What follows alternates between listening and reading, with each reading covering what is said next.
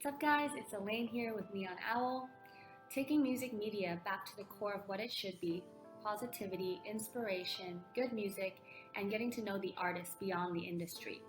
We feature up close and personal interviews with your favorite artists, entrepreneurs, and other cool organizations within the industry. We find out their motivation behind why they do what they do, their struggles, obstacles, and stories. Through that, we hope to slowly but surely change how music media is generated and consumed, and to inspire positive action. If you haven't checked this out already, you can see more projects as well as what we do with charity on neonowl.co, and our Facebook, Twitter, and Instagram. Give us a follow at neonowlco. Every now and then we do feature live stream interviews as well as events on our Periscope, so you can check us out on there at Neon Owl. If you like what we're about, please do let your friends know, share our interviews. We would also love to hear from you as far as what artists you'd like for us to interview next, maybe an organization you'd like for us to know about, or a charity or cause you're passionate about that you'd like for Neon Owl to partner up with. A lot of you guys know that a few weeks ago we launched our Thunderclap campaign to expand Neon Owl's social reach. If you have already supported it, thank you. And if you have not, please do with your Facebook, Twitter, or Tumblr. All you have to do is visit tinyurl.com/neonowlco, click support, and share it with your friends. We actually only have a few more days left, so please go and support it. For all of you guys that have been with me with Neon Owl from the very beginning, thank you so much. You guys know that this is my baby, it's my passion project, and really something that I feel the music industry needs right now to bring positivity, inspiration, and real stories back into music media, and to create a community of music lovers to do something good. Today I am excited to have Budi Voogt here from the Netherlands with us. At a very young age, he started his own record label, Heroic Recordings, as well as a management agency for EDM artists. He manages artists like San Holo, WRLD, and Ark Patrol, and has just really found a lot of success within a very, very competitive industry. So we talk about all the hacks of what it takes to emerge as an artist, or even if you're looking to start something like an agency or a record label. So make sure you take some notes, and here's Budi. All right, so Budi, how's it going? Doing very well, thank you. How are you? Thanks for coming on the show. Of course. So I always like to start with a positive focus, something that you are grateful for or excited about. Grateful. I would say all the people who are close to me that allow us to do what we do. Yeah. And so you're pretty young, right? You're 24, 25? 24, yeah. So tell us about how you got your start in the music industry. I know you've been in the game for a little while. Definitely. It started for me just about 4.5, 5 years ago when I began university, studying business administration. And I was very much trying to figure out what I wanted to do with my life. So I went to the local Chamber of Commerce. It's like our business center here in the Netherlands. And I was following some workshops. And my best friends at the time started producing music. And they put cloud. And mind you, right, they had no fan base at all. So they put up this track and it gets 10, 20,000 plays in the first 1-2 weeks. Wow. So we were totally mind blown. and those plays, right, made them among the top 1% on Soundcloud at the time, since it was like, that was the inception. So I saw opportunity there, and we sort of got together, and it was like, okay, guys, we got to do something with this. So they started a duo, an act, and I began managing them. And then that very quickly started escalating into an agency, as I found out, like, I love doing that because it's, you work with creatives, but you still get to do something from a business perspective. And I got to be analytical, but then it wasn't so dry, like black and white, you know, like simple business. And started signing more acts, launched an agency. I found a partner who was then the tour manager of Sander Kleinenberg, learned a lot from him. and then we parted ways as our visions differed. Mm-hmm. So I continued the agency and the artist, and then after a while, we really realized, like, hey, if we want to open these doors, because we had these super talented artists, then like really what happened, right, is so we're trying to go to the bigger publishers, bigger labels, etc.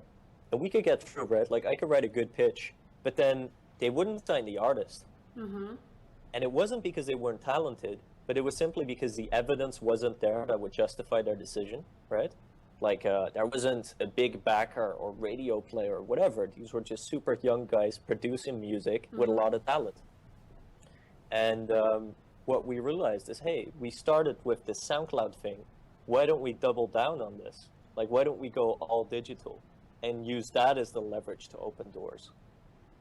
So just about 2.5 years ago, we launched our own label. Mm-hmm. And now it's a label management group and management agency. So we operate like 4 record labels. We do management of 4 artists. And that's it in a nutshell. Yeah. So before we get into the SoundCloud piece, can you tell us more about the sub-labels or the 4 labels that is a part of Heroic? Yeah, absolutely. So our primary imprint is Heroic Recordings. Some mostly electronic music, quite uplifting, a lot of future bass, a lot of like indie house, indie dance. And really it's just a platform for us to push what we feel is very good music. Mm-hmm. We're not so confined per se. And it's the first label we started, and over time it sort of converged to have a specific sound. So then, just about 1.5 years ago, we acquired a record label, and we rebranded it to be Villain Recordings. Mm-hmm. And that's our more darker outlet. So bass music, trap, drum and bass, etc. And what we're doing is we're sort of building the heroic empire, you know? Yeah. So we have a heroic, villain. Yeah. Yeah. And so how did you start working with guys like San Holo, WRLD, Ark Patrol? Right. So that's a very gradual process, Yeah. really. Like, for example, in Ark Patrol, Brandon is now, I think he's now 19, but him and I have been working together for almost 3 years now. Like back when he was 16, I discovered him on SoundCloud, and our label was then, you know, I think we had 200 followers or something. Uh-huh. And he just very inconspicuously put up some beats on SoundCloud and was like, oh, I'll forget about it, you know? But the music was so good. And so I reached out to him and I was like, you have so much potential. We got to find a way to work together. So we did that. And it was purely a digital relationship. That's how it started. So we Skyped a lot, etc. And earlier this year, I actually traveled to LA. He was living there still then. So we finally got a chance to actually meet in person. Oh, for the first time. Yeah, and like he's so talented, right? Like he's gonna blow up at some point, and it's been crazy to have the opportunity to sort of see him go from 16 years old, building beats, to realizing like, hey, I really have the opportunity to do something here. Like this can be big. Yeah. Okay. Well, we want to know a little bit more about your partnership. So obviously you started this a few years back. What made you decide to partner up with somebody else, and how was that relationship like? Sure. So what do you mean in the sense of partnership? You mean like artist management? No, like you had a partner and then you guys parted ways. So how was that experience? Right. Okay. So I think more than anything, right, I was incredibly blessed to have that opportunity. He has a lot of experience. He was 10 years my elder, just about. Well, that's an exaggeration. Let's say 8 years. Yeah. But he like really knew the music industry. So I learned a lot because what I had was like initiative, but not the experience. But what it also brought was it's hard to have 2 people running a business, you know, especially if they both have a clear vision. And I think what made it difficult for us is the fact that we both came from a different paradigm. Like he was very much like he tour managed Sander Kleineberg, which was a huge act like 5 to 10 years ago. But that model was very much still driven by physical, by radio, by gatekeepers, whereas my stance or our stance is very much digital, plays, leveraging the web, right? And it didn't that is not predicated on the okay or the vouch of a Yes. major label A&R or something. So that meant that our perspectives on management and promotion very much differed, and not because the one thing was right or wrong per se, but really because we came from these different backgrounds. Mm-hmm. Yeah, so I think we very respectfully parted ways. And now Heroic is actually a partnership as well, and that one is still thriving and going strong. Yeah. So I think it really depends on your relationships. Yeah. And talking about the web, how do you think that the internet has changed the music industry, and where do you see that heading? That's a big one. So this whole paradigm shift, right? I think this applies to not just the music industry, but pretty much every market. And then the way this has happened in the creative industries is pretty similar, right? So what happened is, with internet, on the one side, on everything creative, so music, artwork, graphic design, that kind of stuff, the barrier of entry to doing that is severely lowered. You know, like anyone can torrent Photoshop or Fruity Loops or Ableton. So that means on the supply end, there's a lot more supply. Means there's a lot more great music, great art. Also means there's a lot more crap out there. And it is what it is. Like, at the end of the day, it's like a bigger pie, so everyone gets a bigger chunk. But yeah, that also means the competition is killing. And what has happened in the music industry is that, okay, so for everyone's background, right? So music industry in 1998 hit its peak in terms of global yearly revenue. So it hit about 30 billion US dollars. And like right now, 2015, it's about 15 billion. So the industry is actually halved in size, even though maybe the exposure of music, right, on the distribution end might have doubled or quadrupled, right? You have a SoundCloud, a Spotify, RDO, Deezer, YouTube, all that stuff where people can now consume, and it's much less restricted than radio or physical copies in the store or that kind of stuff. Yeah. But what happened, I think, is that the tech industry innovated at a very rapid rate. Think like 1995 Napster to now was like, whoop, right? And I think the music industry, like the major labels, there's now just 3 majors, but back in the day there were a lot more majors. And for example, an EMI got absorbed and is now partly Universal. So right now you have a Sony, you have a Universal, you have Warner. Those are the major labels, right? And then you go backwards and there were more and more and more. And these majors were able to grow so majorly because the margins on physical sales supported that, right? Think about a $10 CD sale, maybe $4 or $5 of that would be profits. And now, of course, right, with digital, I mean, yeah, you might buy a download on iTunes for $1, right? And the artist in a 50-50 label deal might take 25%, like 20 cents on that. But then now the margins are even further reduced because it's streaming. So, you know, 1 million streams are definitely leading to less income than 10,000 sales, you know? Yeah. And so how do you think that you guys are leveraging SoundCloud to continue to grow or to stay ahead of the game? Right, so initially I think it was a platform that allowed us to, we sort of growth hacked SoundCloud initially, right? And it was one of the first places where we didn't need a lot of money or a plugger or this big adult to say like, hey, this is great, you know? So that's how it started for us.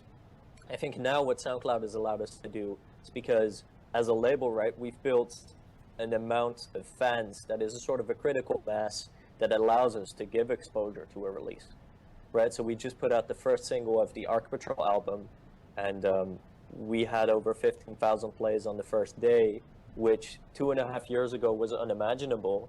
But now it would mean that if we take a release of an artist that no one knows, that we could actually show it to thousands of people. And that is so essential to our business model, and also, of course, to the way of how you develop artists. Yeah.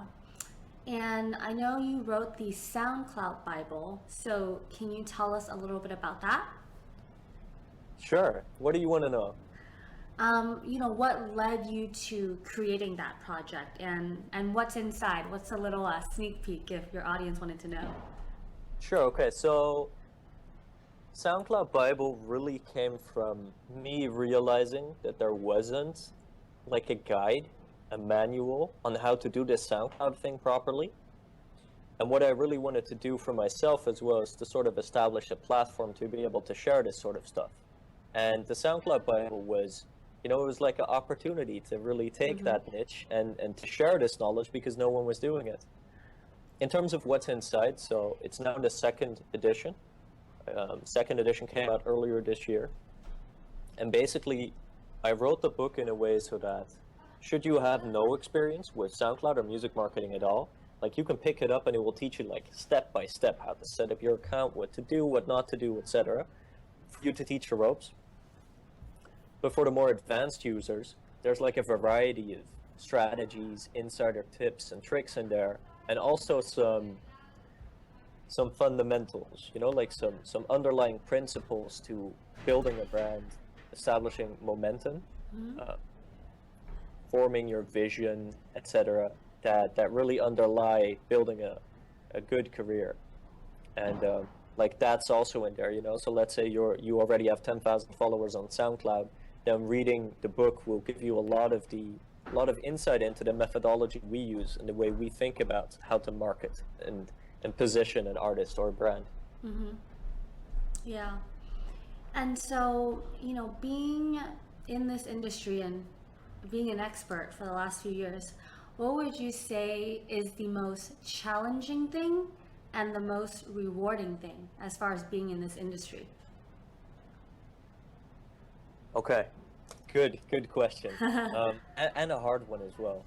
I think the most challenging in the music industry is that it's so incredibly competitive that having a good product does not guarantee that you'll be able to make money from it. And of course, this is applicable to any industry, right? Like, I mean, if you make a beautiful painting, but you don't figure out how to market it to the world, it's going to stay unseen.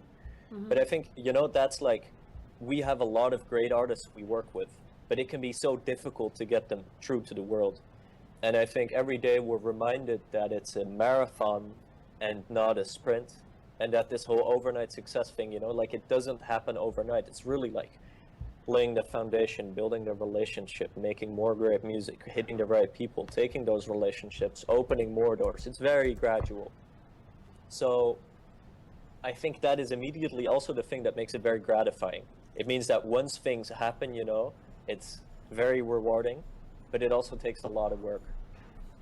And I'll add to that, actually. I think just for myself, and also adding to the gratitude question, Yes. like what I love the most about this is having the type of people around me that are willing to do this, and not for the money or for the looks or for whatever, right? But just because they really love it. And I think that's super nurturing. And what continues to inspire you every day to continue this and keep growing it? Those people, totally. My partner, Giannis, our label manager, like the cool people over at the label here. Also our artists, especially our management artists. Like, I'll be honest, like Ark Patrol, San Holo, I am easily their biggest fan. Yeah. Like I mean that, right? Like, also just making that time investment of working with someone for 3 years, knowing that at some point that person is going to blow up, but to do that, it's going to need that continuous investment, and dedication. Like, I will gladly make that because I think they're that good. That is super inspiring. Yeah. And I think on another level, like, I like to look at like successful entrepreneurs, people who build like platforms for themselves, who write about their experiences, guys like Ryan Holiday, Gary Vaynerchuk, etc. Those are huge inspirations as well. Okay. And what do you think is something that differentiates Heroic from a lot of the other agencies or labels out there? I think firstly would be us, the people. I think the way we work is very uncompromising. You know, we will try and find a way to get the artist the exposure without compromising on their artistic integrity. Mm-hmm. I think we're also super grassroots, you know, very, very non-corporate. And Yeah. I think what we do that a lot of people don't is that we really play this digital game very well, you know. So for an artist like San, it would mean we try and tap into the right markets, work with the right record labels, establish not just good music but also a visual identity. With him, we have a video series called The Trip, for example, Mm-hmm. where every other month we showcase about 5 minutes where you could see a bit of San. We tease an unreleased track. You see a show, maybe some studio footage. And cool thing there is that we did that, for example, from just about a year ago when he just got started. And you could like really see him play. Yeah. And then now we've actually aligned with Trap Nation, the major YouTube channel. Mm-hmm. And they have 3.2 million subscribers. Yeah. And they're basically promoting the world tour on which San is now. And now there's actually the trip just went up that features the tour, like his US tour. Yeah. And this happened in a year, you know. And I think what we're trying to do with San is a lot of storytelling. Like we want people to see him as the person he is and then build him from there. Yeah. Okay. And what do you see for the future of Heroic over the next few years? So firstly, what we want to do is grow our internal team, Mm-hmm. and with that be able to do more label management and more artist management. And then for the artists that we do management for, we want to really establish and expand their brands into like real entities, you know, like San, we're starting a record label. We want him to be able to do all his publishing, and like really build like this platform for him, so that it like that San's growth sprouts something new that then in turn can empower new artists. And for Heroic, we're doing the same thing. And I think we're trying to make the right decisions to be able to empower creators. That is our motto. And a lot of that is also training the right people, you know, like getting people the expertise, also building the relationships with the artists Mm-hmm. to do that over 2-3 years, etc. Yeah. And I like the vision question, forces me to think about this. Yeah, like another thing I would love to see, you know, is that maybe at some point, not 3 years in the future, but 5 years or something, right? For us to be able to expand into different creative realms. Mm-hmm. Like, for example, with San, his visual artist, Torvald, is so integral to how we're developing San. And he is an artist in his own right. Mm-hmm. Like, I would love to, at some point, I'm a huge movie fan, to be able to work together with, say, 3 or 4 movie directors and employ the same sort of management, and then maybe even strategically align them, you know, so you have 2 movie directors and Yeah. 10 artists, and get those guys to do the videos, and, you know, like really bring it full circle. That's awesome. I don't think I've really heard of anyone saying that before. Okay. Well, before we get into some personal questions about you, I know that you're launching the Music Marketing Academy. Can you tell us about how that came about? Absolutely. Sure. So I think it begins with the Soundcloud Bible, right? So I wrote the book to teach people about SoundCloud. And quickly when doing that, I already noticed, you know, like this doesn't really hold its value in isolation. Like to explain SoundCloud, people need to understand the fundamentals of growth and marketing and branding and etc. And so that's what I put in the book.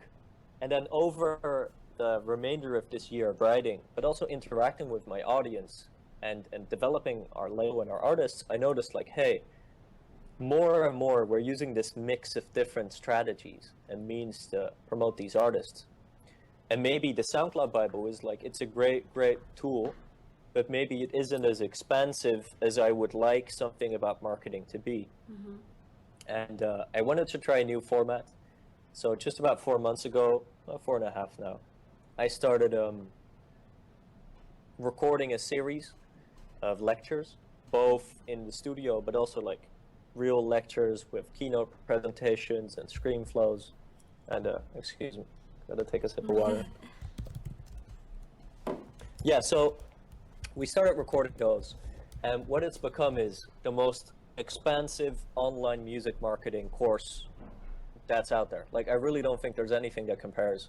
And it's 15 hours, just over, of video content.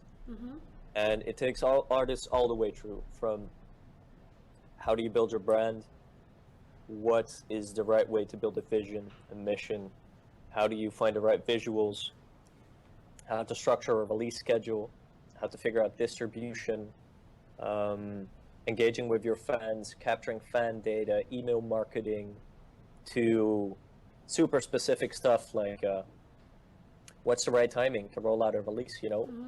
How do you get blogs involved, YouTube channels, or how do you build a database? And then even the trickier stuff like, okay, so I know how to find a blog, now how do I actually build a relationship there? Yeah. A lot of people fail there, you know? And then it all ties together with super specific, like how do you roll out that release in terms of marketing, social media, PR, get the blogs involved, and then bring that full circle with a number of case studies. Yeah. And so how does one go about signing up for this academy? Right, okay. So I've done something differently, right? So the academy is a lot to digest. So what I figured I'd do is instead of say, okay, hey guys, here's the academy, go sign up. It's a little bit different. So if you're interested, you can go to academy.budivoogt.com and you can get access to 3 free videos, including a case study about San Holo, who grew from 2,000 to 200,000 followers in a year, by the way. And yeah, you'll get those dripped to you over the course of a week. And then after that, you'll get access to get the course. Okay. Awesome. So we want to get into some questions about you. So we want to start off with, you know, when you were younger, did you have any influences as far as entrepreneurship and, you know, knowing you wanted to pursue this career? Not at all. Yeah.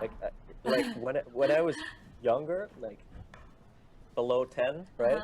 Well, actually, I think up until like 16 years, I just really played a lot of video games. That was my inspiration. And I was super competitive about that. And then at some point, I hit a switch, I think. And then once I went to university, you know, I really realized like, hey, okay, I got to commit to doing something now that's going to be the focal point of my direction and time spent for the rest of my life. I better figure something out. And I think about 4 years ago, I started reading very heavily, and that has really like fed my inspiration more than anything. Like what kind of books? To begin with, a lot of philosophy. Okay. So Stoicism, Zen Buddhism, but also, and then building upon that, I really started to get into like biographies of entrepreneurs. I discovered Tim Ferriss, who you probably know. Yeah. I'm a huge fan. Yeah. Yeah, and that really kickstarted it. Okay. But I guess I'm crazy like that because, like a lot of guys I know who run businesses, right? They're like, they have a father who did something that inspired them, or, you know, or a big brother. And in my case, that wasn't the case at all. Yeah. So who would you say is then your biggest role model in life? Ooh. I'm not sure. I think I look at different people for different things. So for example, right? There are some people I know who I value for the incredible way they maintain relationships and how they are with their significant other, right? For example. And that is something I look up to, and then in regards to that, I would take advice from them. And then, for example, an entrepreneur like Ryan Holiday, right? Even like I never had the opportunity to talk to him in person. I read his material, follow his blog, and I think he's great in terms of perspective on life and also being prolific. And I think there's a number of philosophers who I look to for like a point of view on life. Yeah. So instead of having that one person, I think I sort of grab different points. Mm-hmm. And at this point in your life, what do you think would be one of the biggest accomplishments you'd like to achieve? I think more than anything, it would be break the artists to the point where all of them are like making a good living off music, but then more than that, like really affecting thousands with their music. You know, like for Ark Patrol or for San, for them to be able to get heard by millions, you know, like that's their dream. If I could make that happen, that's amazing. And then if that could translate into the people here, like this business supporting 10 people who could then all get to do what they love, you know, and I in the process am not unhappy and I get to go to work and work out and do my thing, and you know, Yeah. like yeah, that's it. Yeah. Okay. And what's one word that you would use to describe yourself? Persistent. Okay. And, you know, before we close out, we just have a few more questions for you. If you were to give one piece of free advice for somebody that is either an emerging artist or wants to start up, let's say an agency or a record label, what kind of advice do you have for them? I think I would think very, very deeply about what it is that you think your true strength is. And that doesn't need to have manifested itself yet, right? Like it could mean that you are a hustler or you're great at talking to people and getting them to do stuff. That doesn't mean you need to have convinced them to do stuff yet, but I mean just like you know yourself at least to that extent. You know what you're good at. Or maybe you're just like really good at playing an instrument. And I think that then you need to commit to doubling down on that. And you also need to immediately commit to disregard everything that everyone else says. You know, so school, safety, regular routes, do this, do that, etc. might be for people saying that out of their best intentions for you, but it might not be the best way to be you. Yeah. So then what's your strength that you figured out you were good at? I think it's hustling. Yeah, that's a very summarized way to say it. Like, I think what I realized I could do, like when I started in music, right, a lot of it was opportunism. I realized, like, hey, I love these guys. They're my friends. I love this music. I want to start a business, and that came together. But what allowed me to do that, I think, is that I was able to formulate a vision, then motivate those people to like, do that. I think that is my strength. And there's a lot of ways for me to use that, right? That could mean I could do the Music Marketing Academy or launch an agency or manage an act. And maybe at some point in the future, I'll do something that isn't music industry related, but just entrepreneurship, because that's the trait, right? Yeah. Okay. And so what do you see is in store for the future of electronic music or EDM? Here's what I hope will happen, and what seems to be happening as well. I think that Big Room House has peaked in the US, and it has already peaked in Europe. I think that what it has done, though, is that it's broken electronic music into the mainstream market. I think Justin Bieber doing tracks with Skrillex and now like his new album, right? And by the way, huge shout out, I'm a major Justin Bieber fan. Yeah, like who cares? Yeah, like I think that is a prime example of dance music crossing over into mainstream radio. And I think that is what the EDM bubble has done. And now, after we've had a bunch of Big Room House, I think that the people who are now open to electronic music, right, and that market, like that consumption, that audience is probably doubled, maybe even tripled. And people are now ready for more intelligent stuff. And I think Australia, for example, is one of the leading markets where you're already seeing that future bass, for example, is it's being played on the radio. And I think that's happening in the US as well. So I think that's a major trend. So that's interesting from a musical perspective, right? It means that there's going to be a home for the more alternative artists to make a better living. I think another thing we're seeing is that, so there's a lot of commotion about like Spotify, payout rates, that kind of stuff.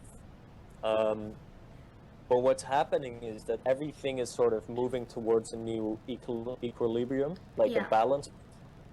Just like at the beginning of the industry or at its peak, you know, like the physical sales were doing a great job. I think, of course, there's this back and forth about streaming rates and monetizing on YouTube and intellectual property law, which is super outdated, of course. But then hopefully 10, 20 years down the line, that is going to reach a new point where it's fully adapted to the digital sphere. And of course, that's going to reach a point in the market where the people who do successfully promote their music are going to be able to make a better living off it. And I hope that what that will mean is that the events markets become less inflated in terms of pricing and booking fees. Yeah. And that the payout formulas, say Apple Music, become more fair, more adopted. Yeah. I think that's a fair prediction. Let's see how long that takes to roll out. Let me knock on some wood here. So what's something that you feel like this world can use a little bit more or less of? Either in the music industry or outside of the music industry. I think it would be super beneficial if more people read books or just like read stuff. I think a lot of people equate education, especially Western countries, like here in the Netherlands, for example, we have a really, really great educational system. So, like if you're a Dutch citizen and you finish high school, then basically our government gives you a grant to go to university. So where in the US you might pay $16K a year to get enrolled, right? Here that might be $2K, and our government will float that money for you. Yeah. Which is awesome. But what that has done is that, like my generation, a lot of the people, they take education for granted, and as a result, they associate it with something they don't want to do. And then once they're done with university or college or whatever, right, they stop learning simply because they associated learning and studying with like, oh, that's boring, I don't want to do that. And what I notice is that the people who feel most self-fulfilled or happy are the people who actively are curious about, okay, how do I learn more about this? Or how do I figure myself out? Or how does life work? Or that kind of stuff. So more of that. I completely agree with that though, because I feel like most of my learning and, you know, education came from self-help or internship or experiences versus university or just going through school. Yeah. Totally. And I don't think that means, by the way, that people can't learn a lot from school. I just think that works for some people. And maybe it's also like the cultural paradigm that defines whether you appreciate that or not. Yeah. Okay. And just two more questions. One is, what kind of a legacy do you want to leave behind, or how do you want to be remembered as? That's deep.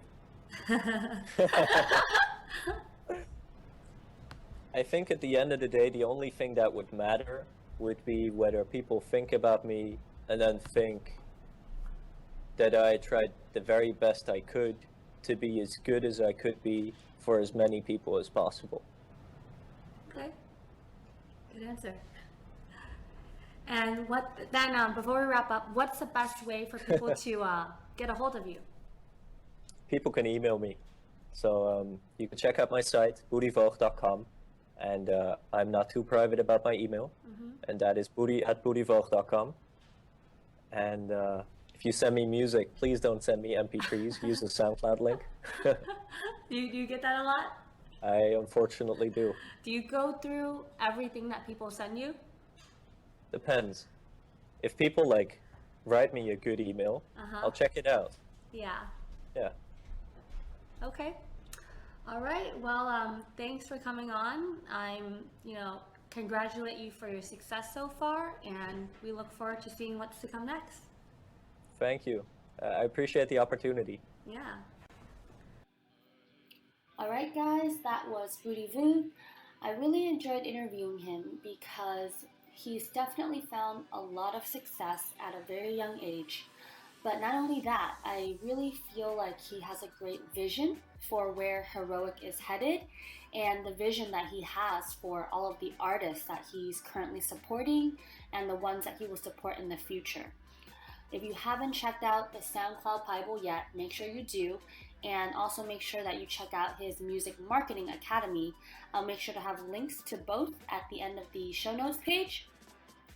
And don't forget, if you like our interviews, share them with your friends. Check us out across social media at Neon Owl Co. or our website for more interviews and video projects at neonowl.co. See you guys next time.